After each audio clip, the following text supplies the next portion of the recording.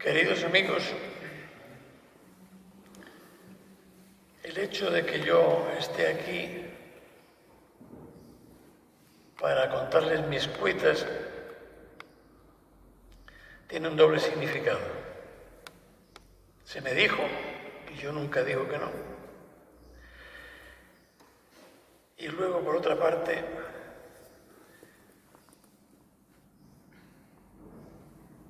converge bastante en la decisión de la charla o el diálogo que vamos a tener en este momento con mi actual ubicación en un pueblecito en el que vivo en una casa de campo, solitaria, rodeada de otras varias casas también solitarias, y en todas esas casas vivimos viejecitos, ancianos, gentes poco preparadas para el momento que les espera como consecuencia de una larga vida y que no es otra cosa que la decisión final. O sea, el momento de la transición, el momento del óbito. Y a mí me resulta verdaderamente penoso ver las caras de mis convecinos y convecinas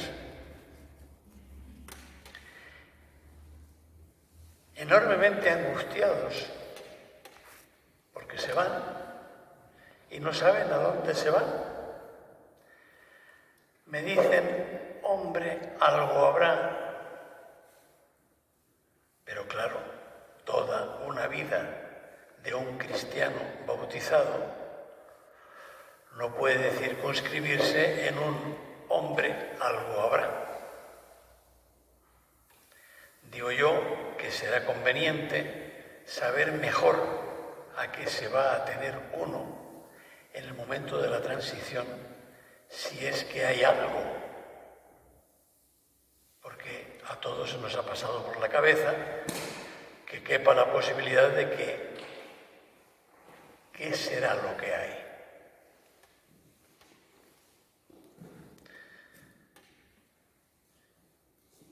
El ser humano tiene siempre una tremenda disyuntiva. Y esa disyuntiva es la que nace de esa conjunción adversativa de decir o por aquí o por aquí. Siempre hay que elegir. Y en función de esa elección nace la angustia. Eso es lo que los filósofos existencialistas llamaban angustia vital. Entonces ante nosotros se abren dos paradigmas. Uno,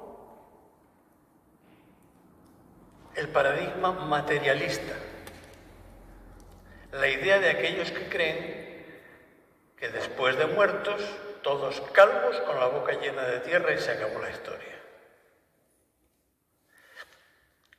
Y otros que aceptan el paradigma trascendentalista o espiritualista, según el cual nos espera una vida eterna. A lo largo de toda nuestra vida tenemos que elegir qué es el camino que vamos a seguir, pero no porque nos lo creamos o porque nos lo hayan dicho, sino porque nosotros estemos íntimamente seguros de que va a ser así. Porque lo que nosotros no podemos hacer es jugarnos nuestra vida al albur de ahora se me ocurrió esto, ahora se me ocurrió lo otro. Y por supuesto, en el caso de elegir el paradigma espiritualista, tenemos necesidad de ser muy consecuentes con nuestro criterio, porque la ética de las personas se cifra fundamentalmente en ser consecuente con uno mismo. Esta es la línea moral de las personas. Si yo creo que voy a ser eterno, mi vida ha de comportarse de acuerdo con ese concepto de la eternidad.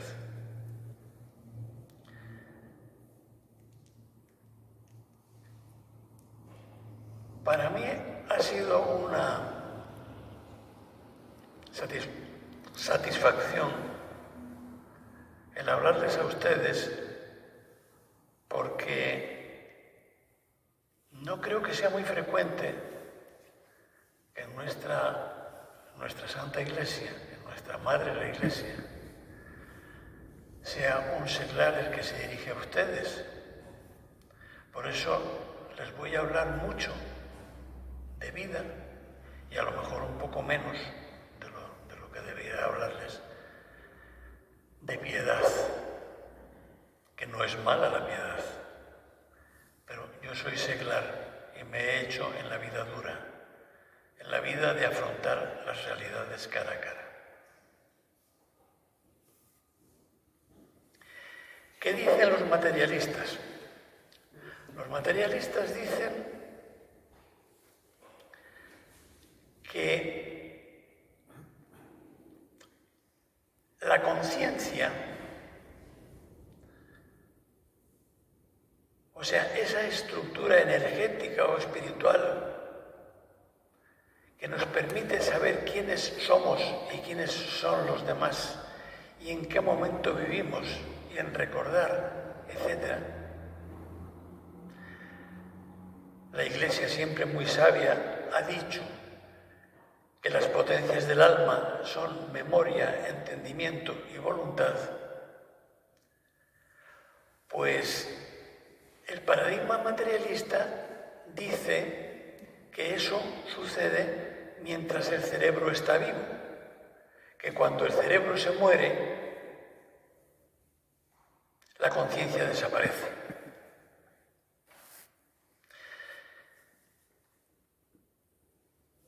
Si vamos a constituir nuestros créditos, nuestra existencia en un acto de fe,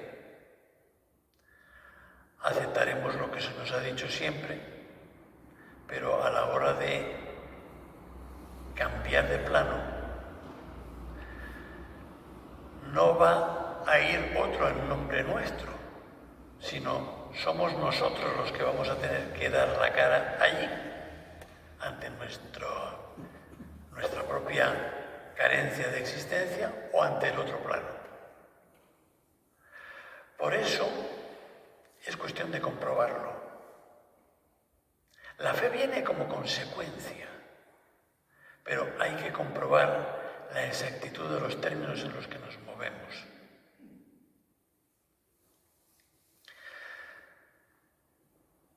Por otro lado, el concepto espiritualista, el concepto trascendentalista, el paradigma que más nos puede satisfacer es el que piensa que el alma, la conciencia, por llamarla de una manera un tanto más científica, sobrevive a la muerte del cerebro.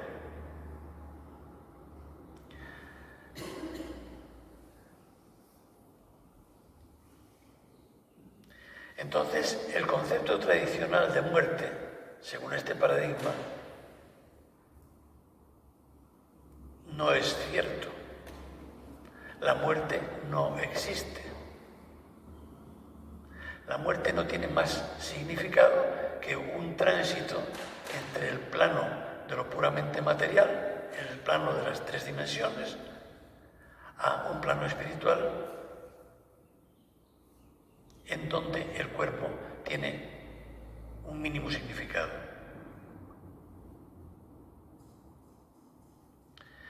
Los orígenes occidentales de la espiritualidad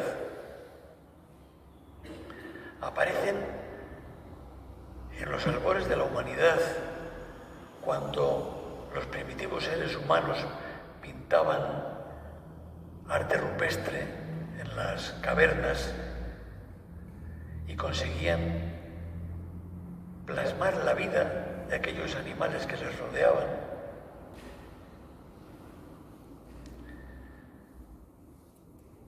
y sobre todo cuando empezaron a enterrar a sus propios muertos. Este es el primer criterio de religiosidad del ser humano. El ser humano empieza a ser religioso cuando considera que un cadáver es digno de ser respetado y de ser enterrado. Parece que está previendo.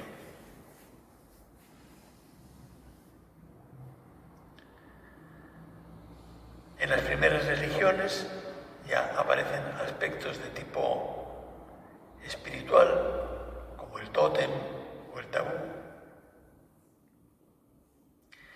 Y en la Grecia, que es la cuna de nuestra cultura, hay mitos que hablan de este concepto de la trascendencia. Por ejemplo, el mito de Prometeo,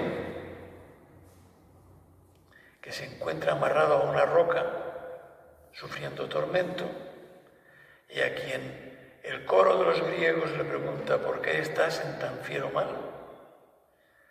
Y él contesta: porque quité a los hombres el miedo a la muerte. Y además, le preguntan, además puse el fuego en sus manos. O sea, la posibilidad de convertirnos en co-creadores. Otro mito que me permiten que les diga es el de Ícaro. Ícaro y su padre Dédalo son encarcelados en el laberinto que había construido el propio Dédalo porque cometieron un pecado. Entonces Dédalo le dice a su hijo Ícaro: mira, en el plano horizontal estaremos siempre metidos aquí dentro del laberinto. Hay que trascender el plano horizontal y elevarnos en la vertical. Para eso yo te voy a construir unas alas de cera y saldremos volando de aquí, elevándonos entre los ejes de abscisas y los ejes de ordenadas. Es la primera plasmación de estos ejes que se conocen en la práctica de la geometría sagrada. Ícaro comete el error de elevarse demasiado pronto, de no haber evolucionado lo suficiente, se le derriten las alas y cae nuevamente. Y por último, Platón, un predecesor filosófico del cristianismo, nos habla del mito de la caverna. Los seres humanos están arrojados en el interior de una caverna y de espaldas a la boca de la caverna, y ven que en la pared de enfrente pasan sombras, y ellos creen que eso es la realidad. Hasta que uno se escapa, sale fuera y se da cuenta de que no, de que aquello no es la realidad. La realidad es la de los personajes que van pasando por delante de la boca y van dejando las sombras. Ese sería el concepto de superación de este mundo, que verdaderamente es lo que nos vale la pena. Porque aquí estamos arrojados en los 5 sentidos, que son tan limitados como que pueden ser superados por un microscopio, por un telescopio, etcétera, etcétera.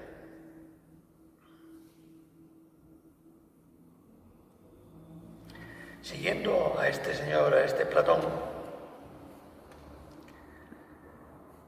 en la Edad Media ya aparecen unos alquimistas que después de estar 20, 30 años cociendo el fuego filosofal en su atanor, en su hornillo, a veces consiguieron transformar el plomo en oro, pero lo que sin duda consiguieron siempre fue transformarse a sí mismos y hacerse verdaderos ascetas con una enorme elevación espiritual.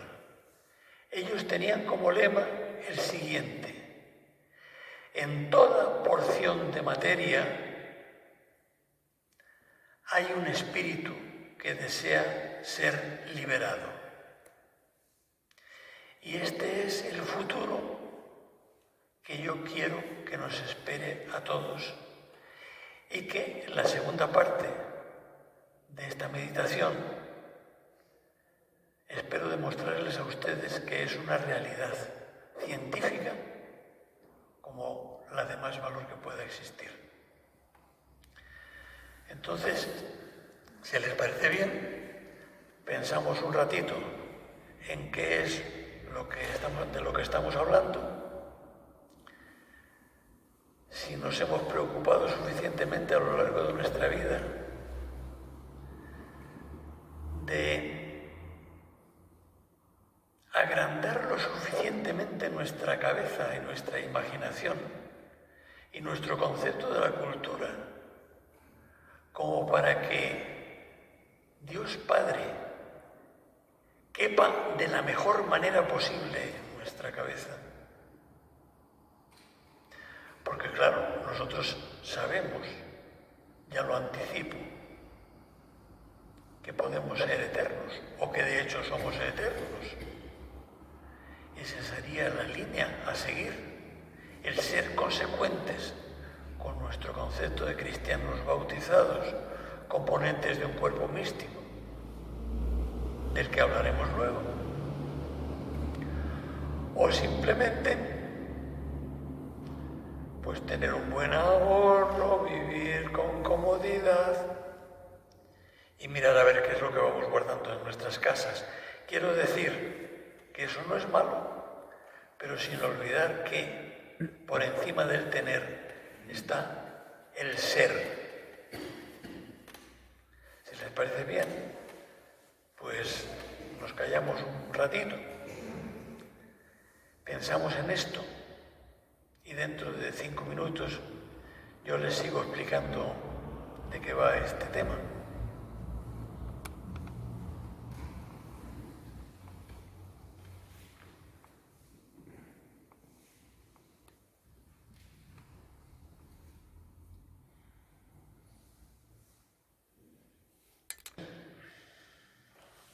Podemos seguir haciendo una reflexión, yo diría que esencial en cuanto se refiere al tema que estamos tratando. No cabe duda de que los seres humanos pertenecemos al reino natural. Somos creaciones naturales, en principio evolutivas,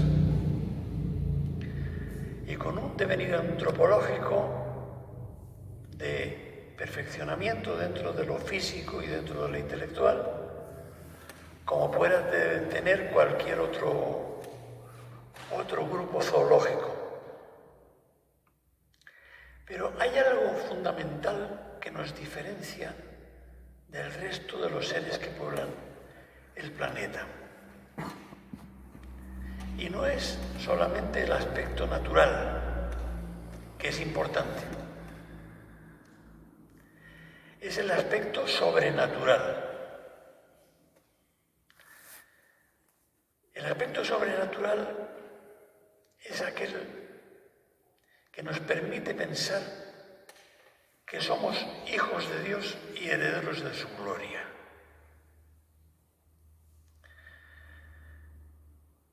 Hubo un tiempo en que el planeta Tierra estaba tan completamente oscuro, tenía un aura tan densa,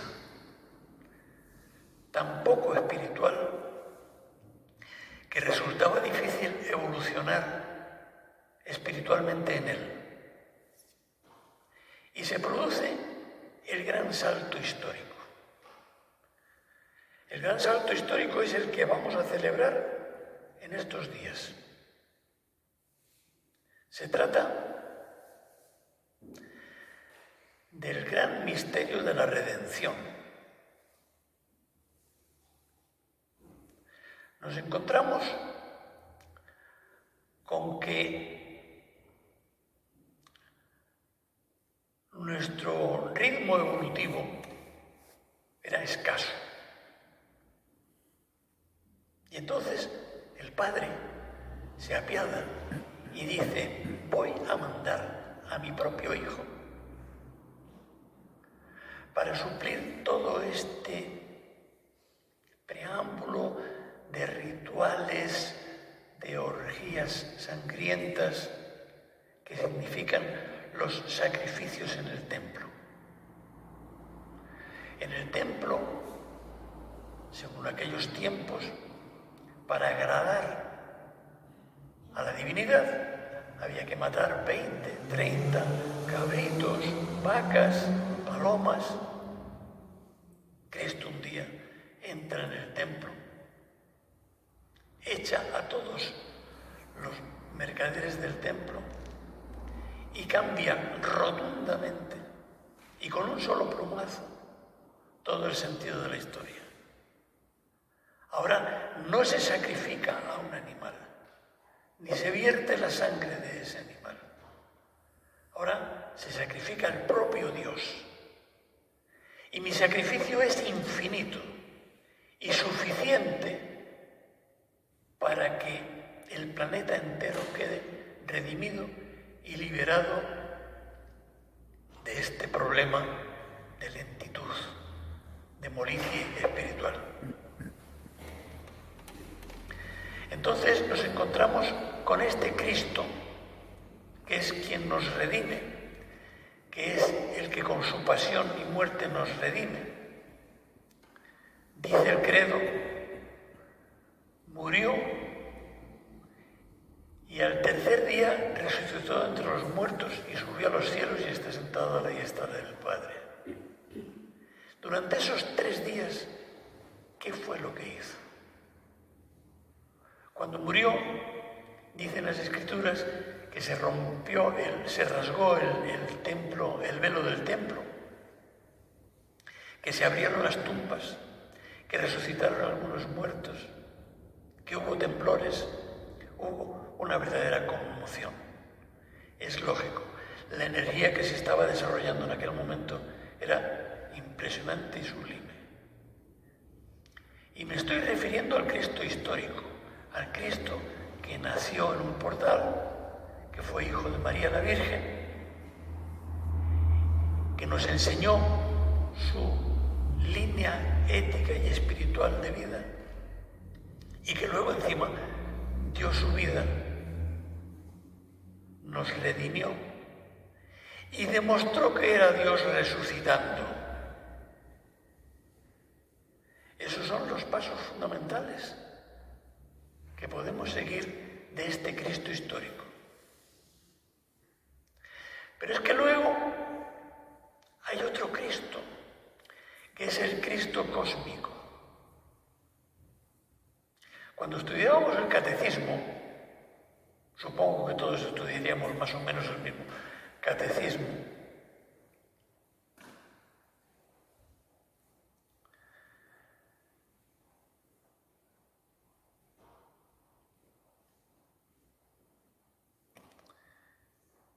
estábamos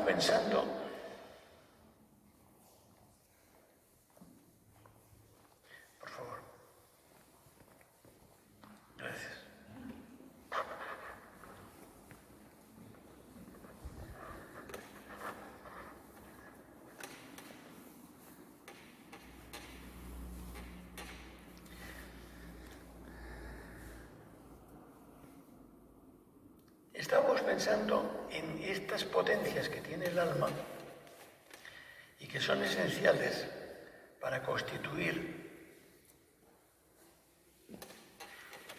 lo que llamamos las 3 iglesias, que son la iglesia triunfante, formada por aquellos que están en el cielo gozando de la presencia de Dios, la iglesia militante, que somos nosotros, y la iglesia purgante, que es la formada por aquellas almas que, no estando totalmente purificadas, pasan un intervalo de purificación en el purgatorio.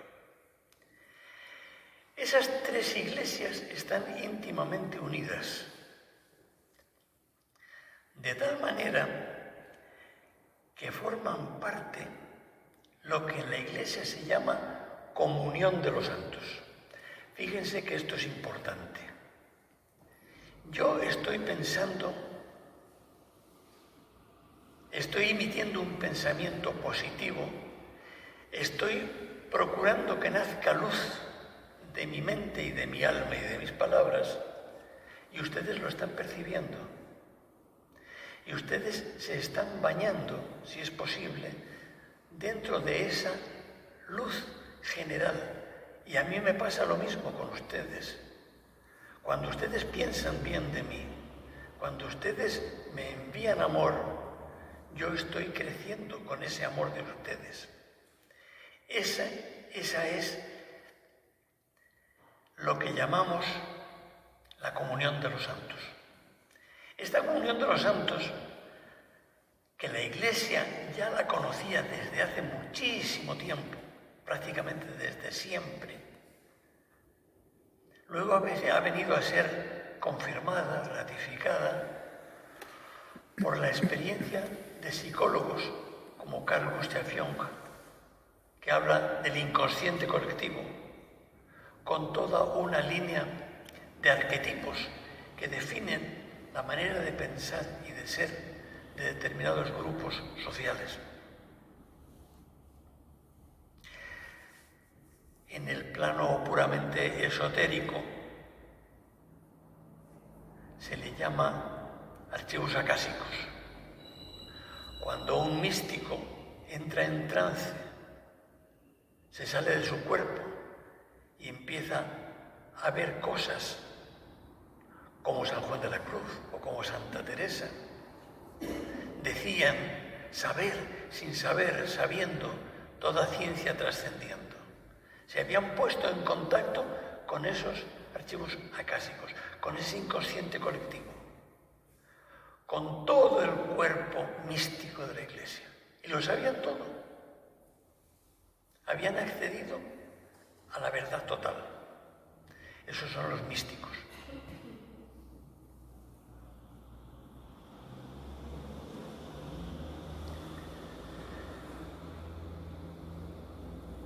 ¿Cuál es la demostración de que lo que yo estoy diciendo es cierto? Porque puede ser que a mí me digan, no es que hay una vida eterna. Bueno, hasta que no me muera, no lo voy a saber con total seguridad. Tengo que hacer un acto de fe. ¿Y qué es fe? Fe es creer lo que no vimos. Parece como que mi Padre Dios me ha dado las facultades de memoria, entendimiento y voluntad para que luego prescinda del entendimiento. Si yo prescindo de mi entendimiento, estoy haciendo caso omiso de los dones que me ha dado mi Padre. Y yo a mi Padre le debo respeto por encima de todo. Por eso me permito ahondar y profundizar en los hechos que tienen una formulación científica. Y me encuentro con que quien dice, os quiero llevar a mi reino, yo soy el camino, la resurrección y la vida, va y lo demuestra. ¿Y cómo lo demuestra? Resucitando. ¿Y cómo sabemos que ha resucitado? Hay dos líneas. Una línea que es la de los señores de Emaús, la de los de la Santa Cena, que nos dicen, hemos estado con el Señor, hemos metido los dedos en su llaga, en el costado y en las manos. San Felipe. Pero tenemos un testimonio más científico todavía. Algunos le llaman el quinto evangelio. Y ese quinto evangelio es la sábana santa.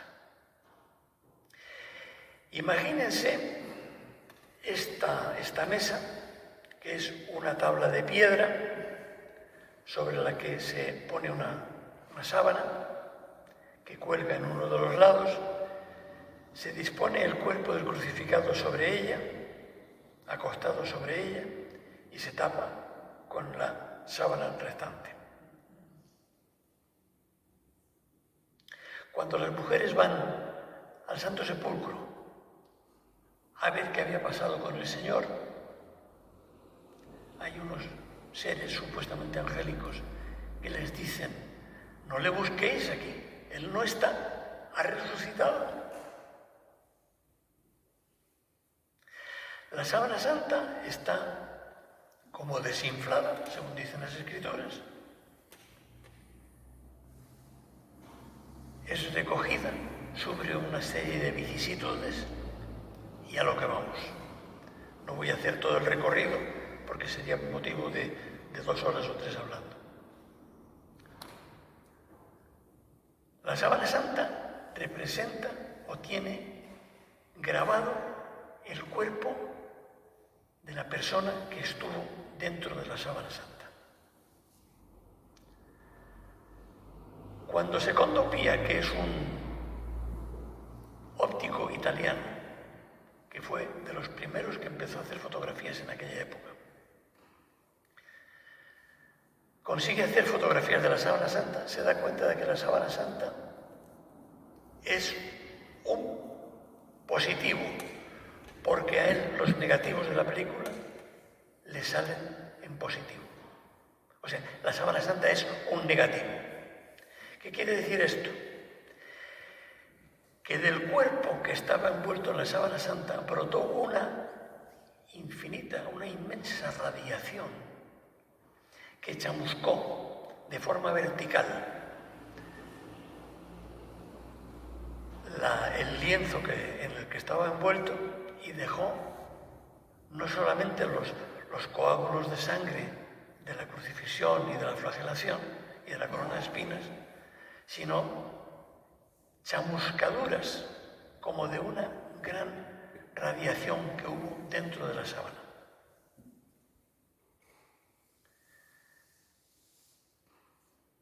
Ese es uno de los índices de la resurrección. ¿Qué es lo que pasaba con el cuerpo convertido en un momento determinado en lo que luego hemos dado en llamar un cuerpo glorioso? Cuando ese cuerpo estaba resucitando y radiando. Las manos del crucificado estaban dispuestas de esta manera, cruzadas delante del pubis.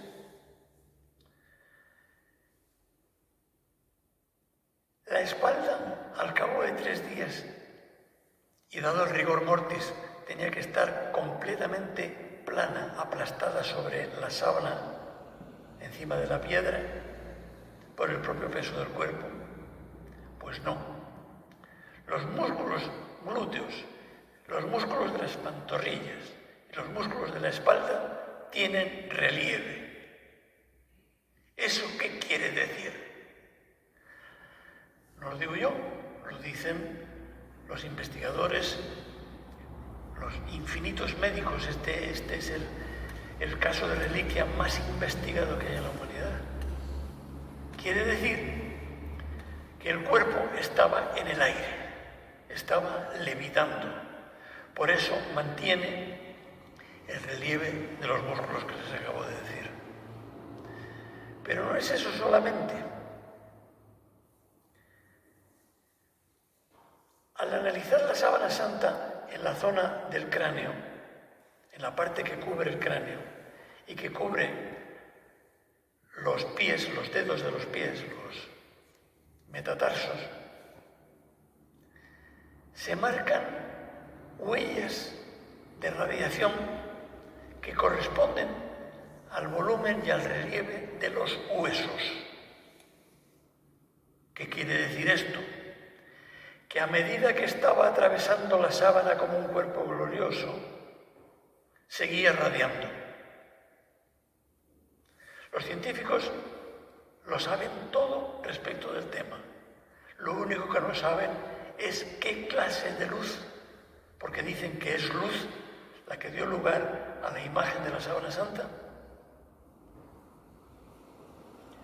No saben qué clase de luz es, pero certifican de que levitó, de que atravesó la sábana y que la sábana quedó desinflada, sin el cuerpo al que estaba protegiendo. O sea, nuestro Señor Jesucristo dijo que nos redimía y nos redimió. Nuestro Señor Jesucristo padeció una pasión que recordamos en estos días. Nuestro Señor Jesucristo dijo, y voy a resucitar, y resucitó. Y lo demostró en este sexto Evangelio, que si a ustedes les interesa, pueden documentarse hasta en Internet. Hay infinidad de datos dados por médicos forenses, médicos especialistas en cadáveres, en que analizan la sangre porque en este momento están tergiversando, o tratando de tergiversar la idea de que Cristo no murió. Pues sí, la sangre que hay en la sábana santa es sangre de un muerto, dicen los médicos, los forenses. Bien, entonces llegamos a esta demostración que únicamente la puede hacer el propio Dios. Ven, ya nos vamos acercando más a por qué nosotros estamos en la idea de que después de esta vida hay algo más. Porque Cristo nos abrió el camino. Porque Cristo nos dijo, vean ustedes, no tienen más que seguirme. Yo soy el camino, yo soy la resurrección y yo soy la vida. El que me acepta a mí, el que me cree a mí, vivirá eternamente. Y lo demostró. Y eso es lo que verdaderamente nos importa. Lo demostró. Y en torno a este hecho gira toda nuestra Iglesia Católica.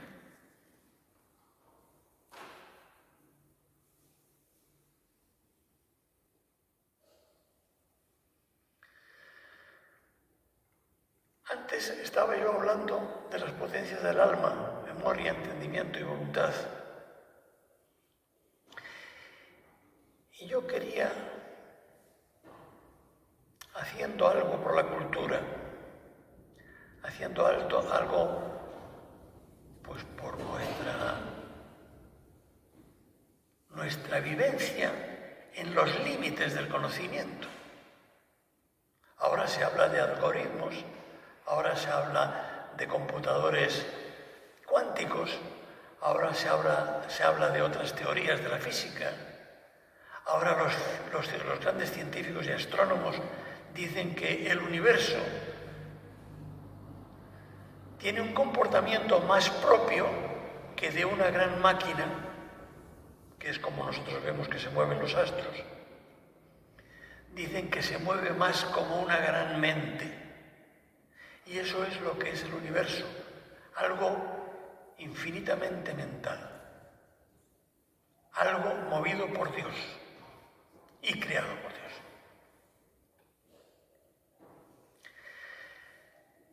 Hubo un tiempo en que los seres humanos no éramos lo suficientemente serios, diría yo, respecto de estas cuestiones científicas, hasta el extremo de que nos encontramos con un personaje que se llamó Galileo Galilei.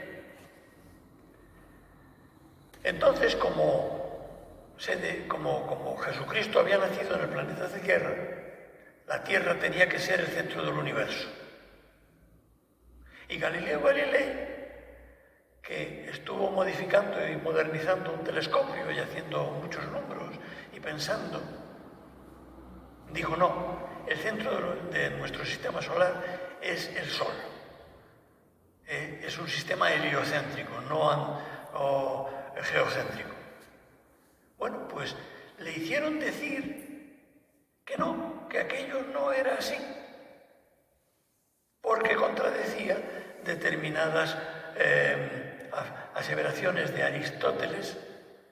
Claro, y como Aristóteles era el padre filosófico de Santo Tomás de Aquino, pues había que decir lo que decía Aristóteles.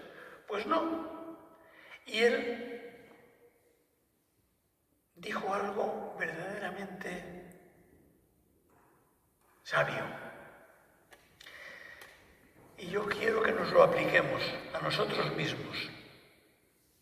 Pensar con libertad no es malo, porque Dios nos ha hecho libres. Él dijo, vaya, de manera que durante toda mi historia me vienen diciendo que yo estoy hecho por Dios a su imagen y semejanza, pero ahora no quieren que piense con el pensamiento que Dios me ha dado. La historia le dio la razón. Acabaron dándole la razón a Galileo Galilei. La Tierra se mueve alrededor del Sol. Vamos a tener un poco más en consideración las cuestiones científicas, no porque sea la ciencia, sino porque la ciencia ha evitado y sigue evitando un montón de supersticiones.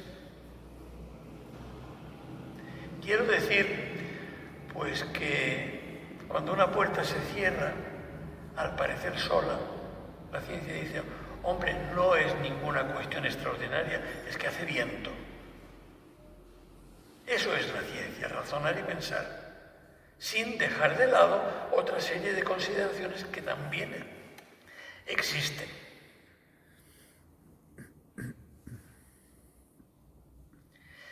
En este momento, y en torno al concepto ciencia,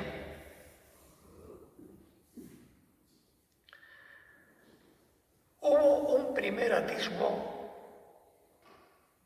de experiencia al respecto, plasmado por un sacerdote que ha vivido hasta recientemente muchos años en el propio Vaticano, en Roma, que se llama François Brain. Es un francés, o era un francés, y escribió un libro que se titula Los muertos nos hablan. Es un conjunto muy bien estudiado, con toda la ortodoxia católica y cristiana, pues de unas 500 o 600 páginas, en donde hecho tras hecho va certificando una serie de secuencias, como por ejemplo, pues que un señor cuelga un aparato magnetofónico en un árbol para coger cantos de pájaros, porque él es músico, y resulta que al rebobinar la cinta magnética se encuentra con la voz de su madre. Y así sucesivamente van aconteciendo un montón de experimentos de este tipo, con voces del más allá, voces que se identifican, voces de seres que dicen que no han tenido cuerpo, que no han estado encarnados nunca, pero que son lo más parecido a esos que nosotros decimos que son los que acompañan a los niños cuando van a correr un peligro. Se identifican con un ángel. El que quiera documentarse bien puede ver este libro de François Brain, que se titula Los muertos nos hablan. De la misma manera, sigue en la misma dirección, hablando con médiums, en fin, con personas que son capaces de comunicarse con gente del más allá. Y luego, en el momento actual, hay una enorme corriente de médicos fundamentalmente que todos los días tienen experiencias en sus quirófanos, en sus clínicas, que les permiten llegar a aquella conclusión que ya adelantábamos antes, según la cual la conciencia sobrevive a la muerte del cerebro. Toda la historia esta empezó con una señora suiza, pero luego vivió en Estados Unidos. Es la doctora Elizabeth Kubler-Ross. Es la máxima autoridad en cuanto se refiere a la ciencia médica en torno a los muertos y a los moribundos, a todos los procesos de muerte de las personas cuando se va acercando el momento definitivo, de cómo se van adecuando, cómo van pensando, cómo van viendo cosas al otro lado, cómo van sintiéndose acompañados, etcétera, etcétera. Esta señora ya murió hace tiempo, pero en este momento tenemos pues al español José Miguel Gaona, que también tiene obras importantes en cuanto se refiere a este tema. Un holandés, un médico holandés que se llama Pim van Lommel, que uniendo sus conocimientos médicos con los conocimientos que le puede dar la física cuántica, llega a la conclusión de que en el cerebro tenemos una serie de conexiones, las dendritas, que están atravesadas por tubos de luz.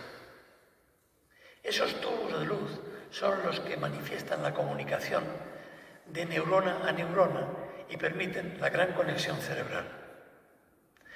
Pero esa luz sale del cerebro en el momento de la muerte, del colapso del cerebro, y sigue viviendo durante un tiempo indefinido.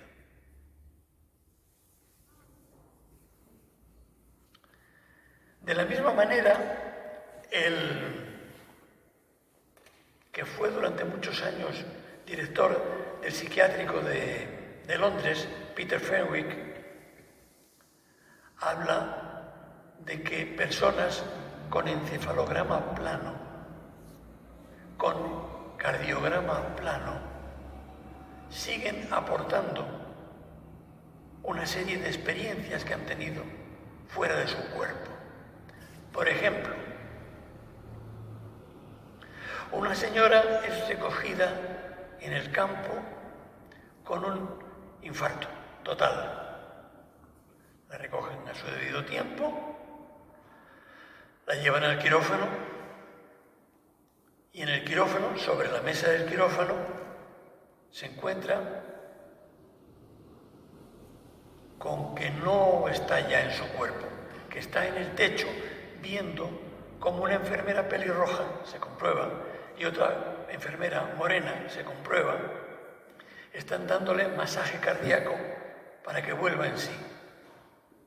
Y que luego viene un médico bajito, con el pelo ensortijado, con los desfibriladores en la mano, para tratarle de hacer reaccionar el corazón. Y ahí aquello deja de interesarle totalmente. Su cuerpo no le preocupa en lo más mínimo. Le preocupa que al otro lado del quirófano hay otro médico con su bata blanca que está apuntando los números que hay en una serie de monitores que hay sobre la pared y que saca de su bolsillo una libreta de pastas de hule negras y que va apuntando lo que ponen los aparatos aquellos que hay en el quirófano. Seguramente es el anestesista. Cuando esta señora ha sido recuperada al cabo de horas de reanimación y está ya en una habitación de planta, le comenta al médico de cabecera, pues mire, y además da la circunstancia de que yo me acuerdo perfectamente de lo que el supuesto médico apuntó en su libreta de pastas de hule negras. El médico de planta, inmediatamente, llevado de su quehacer científico, va como un tiro a buscar al médico anestesista, que baja, qué curioso, con su libreta de pastas de hule negras, y abre la libreta y empiezan a interrogar a la señora a ver qué había allí escrito. Y la señora contesta punto por punto todo lo que hay escrito en la libreta, sin equivocarse en nada, porque lo tenía memorizado. Dicen ustedes qué cosa más curiosa podrá ser, pero es que falta un detalle. La señora era ciega de nacimiento. Entonces, esto nos cabe pensar que la conciencia, con las potencias del alma, memoria, entendimiento y voluntad, porque lo dice la Iglesia, qué curioso, la Iglesia lo sabía que es. La Iglesia ya sabía que son las potencias del alma, no de la cabeza, no del cerebro, del alma. Y aquí se demuestra. En Internet pueden encontrar ustedes algunas conferencias muy interesantes de un señor mallorquín que ha sido durante muchos años jefe del Centro de Paliativos de Palma de Mallorca y que se llama Enrique Benito. Si quieren, escúchenlo, es muy interesante y muy gratificante.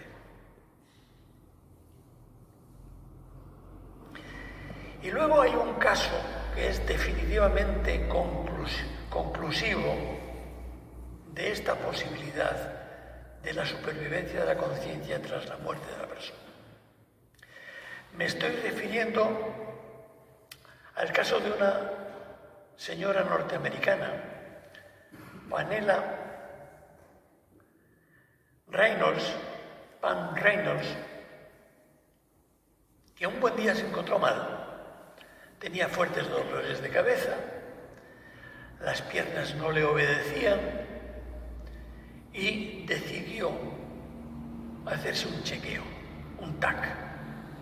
Y en el TAC descubrieron que tenía un enorme aneurisma entre los dos hemisferios cerebrales y sobre la base del cerebelo. O sea, un lugar muy difícil de acceder a él. Tuvo la suerte de que un médico de Filadelfia, al parecer el mejor médico de neurocirugía que había en aquel momento, se hizo cargo de la operación. La operación consistía en desinflar el aneurisma. O sea, un aneurisma es, bueno, me lo permiten, cuando ustedes desinflan una manguera y está débil en algún sitio se forma un chufo. Pues a veces en las arterias del cuerpo humano la presión de la sangre es lo suficientemente grande como para que si hay algún lugar débil de alguna arteria se infle. Ese globo que se infla y que puede reventar y matar a la persona es un aneurisma. Este médico lo que hacía era desinflar el aneurisma y una vez desinflado, sin sangre, reducirlo y volver a dejar las cosas bien puestas. Pero claro, una operación de cerebro que puede durar 7 horas, de 8 duró aproximadamente 6 horas y pico, o 7 horas aproximadamente, tiene un problema, y es que las células del cerebro, si están sometidas al metabolismo habitual del cuerpo humano, no duran más allá de 3 o 4 minutos. Por eso es conveniente enfriarlas para disminuir el metabolismo. ¿Qué hicieron con aquella señora? Con Pamela Reynolds. Antes de meterla en el quirófano, le sacaron toda la sangre por una arteria de la pierna y la estuvieron haciendo girar en una máquina de circulación extracorpórea hasta que la dejaron sin sangre. Pero claro, el cerebro sin sangre no tiene oxígeno. y las células del cerebro se mueren. Para eso había que enfriar a la señora y la enfriaron hasta que la dejaron a 10 grados. Y ya con esos 10 grados de temperatura, o sea, mucho frío, ya el metabolismo era más lento y el médico podía operar con cierta tranquilidad. Para estar completamente seguros de que las anestesias le habían funcionado perfectamente bien, le pusieron un monitor en cada oído que hacía taca, taca, taca, taca constantemente. Y entonces, en el encefalógrafo se podía ver que el cerebro no tenía ninguna reacción ante esos ruidos. Y al mismo tiempo tenía los ojos tapados con esparadrapos. Tenía sensores eléctricos en el cráneo, tenía un cardiógrafo puesto en el corazón, etcétera, etcétera. O sea, es un caso de laboratorio. No cabe la posibilidad de que hubiese ningún tipo de engaño al respecto, porque al mismo tiempo había varios médicos especialistas en el quirófano, había varias enfermeras de cada especialidad, y la señora estaba a 10 grados y sin sangre y con el corazón parado. Cuando ella vuelve en sí, se ha muerto hace pocos años, 8 o 10 años hace que ha fallecido esta señora, después de 20 y tantos años de haber seguido viviendo después de esta operación. Cuando salió de su coma inducido en la intervención quirúrgica, cuenta: doctor, yo vi toda la operación sentada sobre sus hombros. Y describe todo el instrumental quirúrgico que hay en el quirófano. Y describe las personas que lo forman en el quirófano. Y dice, me hizo una especial molestia, un ruido tremendo que tenía en el cerebro, producido por un aparato que yo creía que era una sierra eléctrica con la que me estaban cortando el cráneo. Pero luego, cuando yo estaba sentado sobre sus hombros, sobre los hombros del cirujano, me di cuenta de que era un taladro. Y que es un taladro muy raro, como yo no había visto nunca, que se parecía muchísimo a un cepillo de dientes eléctrico. Y el médico dice, pues no me queda más remedio que aceptar que esta mujer, que estaba en las condiciones que estaba, tenía la capacidad de ver mi trépano, que yo había pedido a un amigo mío de la NASA, porque era lo indicado adecuadamente para una operación tan delicada como esta. O sea, es una herramienta especial que no la podía conocer de ninguna manera. Cuenta al mismo tiempo que, y coincidiendo con determinadas operaciones de la intervención, atraviesa un túnel, al otro lado del túnel se encuentra con un montón de personas que están muy felices, que de alguna manera tratan de acogerla y de acompañarla y de incluso alimentarla. Ella supone que es energía la que le están enviando. Como consecuencia de todo esto, ve a su abuela, a su abuelo, que están allí también, y a un cuñado que había fallecido anteriormente. Su abuelo le dice, te tienes que volver porque no ha llegado todavía tu momento. Ah, no, que yo me encuentro muy bien aquí. No importa, tú te vas porque tú tienes 2 hijos y tienes que terminar de criarlos.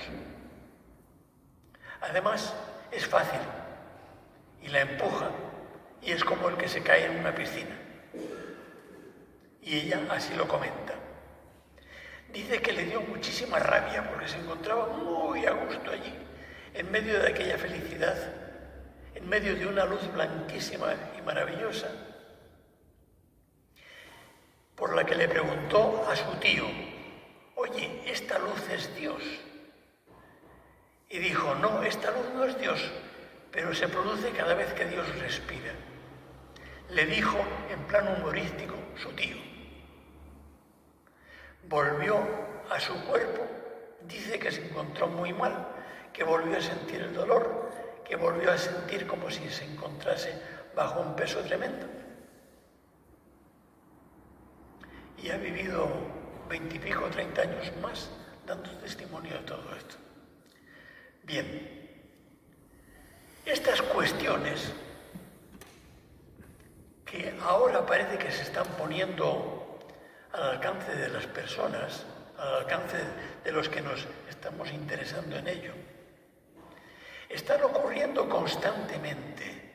Yo ahora estoy hablando pues con una de mis enfermeras, porque uno también tiene lo suyo, y dice que sí, que efectivamente, que constantemente en los quirófanos suceden cosas de este tipo. Lo que pasa es que no se decían porque la ciencia materialista dice que eso son chaladuras de las personas. Pero las comprobaciones son las comprobaciones.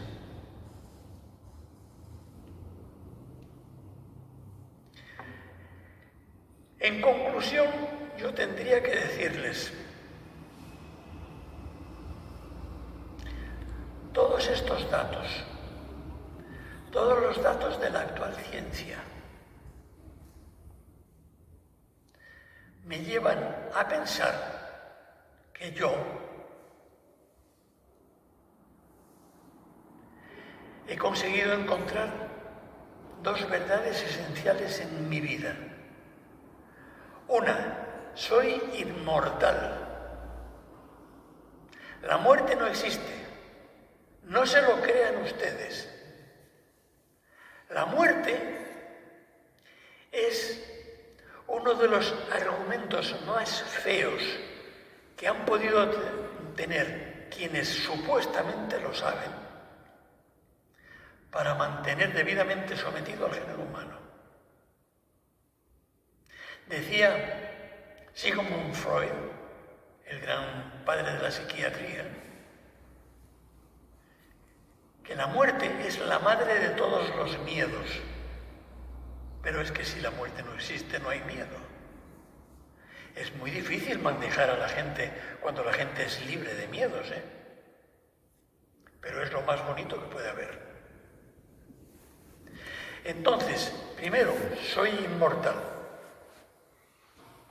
Segundo, habiendo sido creado por Dios a su imagen y semejanza, y no puede ser de otra manera,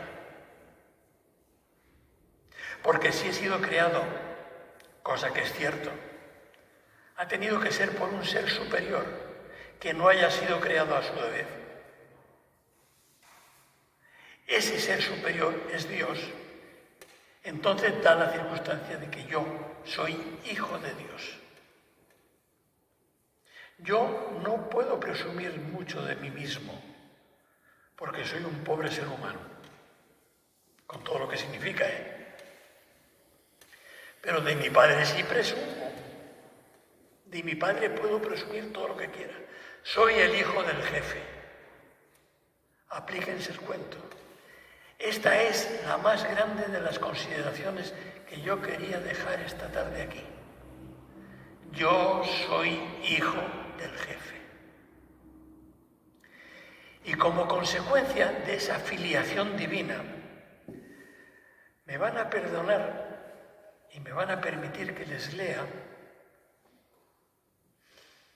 algo que hace referencia a nuestra vida práctica.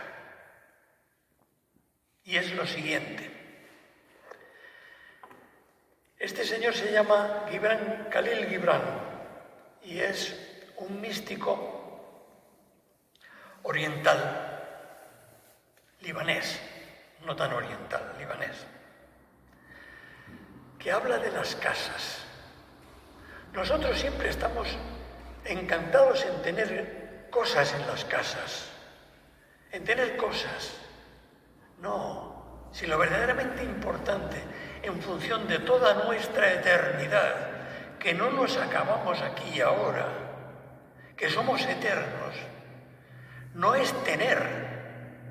El tener es bueno como herramienta para poder disfrutar de una vida digna. Pero lo importante no es tener, lo importante es ser.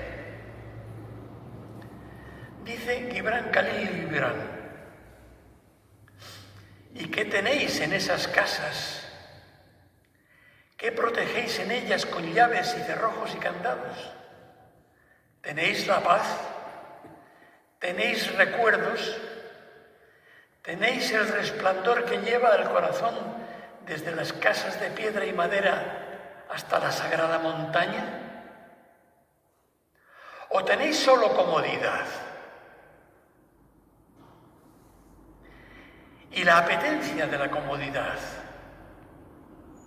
eso tan transitorio que aun cuando entra como un huésped en las casas, bien pronto se transforma en su amo y señor, hasta terminar siendo su domador, que aferrado a su látigo juega con vuestros mayores anhelos. Un domador de manos suaves y corazón de acero. La comodidad y sus apetencias aniquilan la pasión en el alma y con burla le acompañan hasta después a su funeral. Pero vosotros, apasionados aún en la tranquilidad, no seréis cazados ni domados. Vuestra casa no ha de ser un ancla, sino un mástil. No ha de ser la venda que tapa una herida, sino el párpado protector del ojo.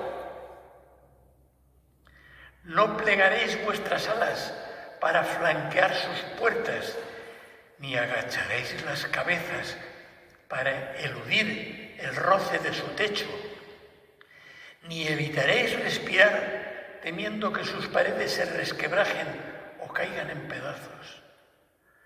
No viviréis en tumbas construidas por los muertos para los vivos. Y aun si vuestra casa es espléndida, no podrá adueñarse de vuestro secreto, ni aprisionará vuestros deseos, porque lo que en vosotros hay de ilimitado vive en otra casa. La gran casa cuya puerta es la niebla del alma y cuyas ventanas son la música y la quietud de la noche. Vuestra casa es la casa del Padre. Es todo cuanto quería decirles.